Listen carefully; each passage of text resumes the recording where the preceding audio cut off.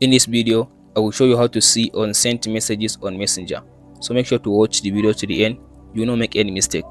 First of all, close your Messenger app. Go to settings of your phone.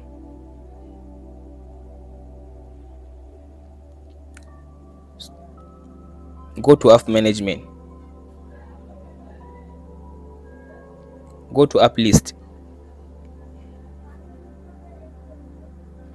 Search for Messenger.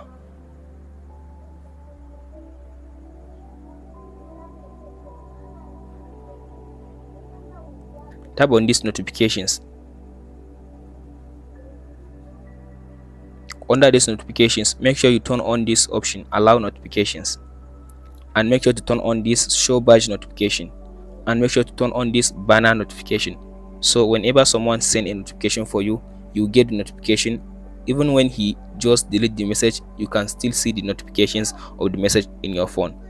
That's it, guys. Hope this video helps you out. Don't forget to like and ask questions in the comment.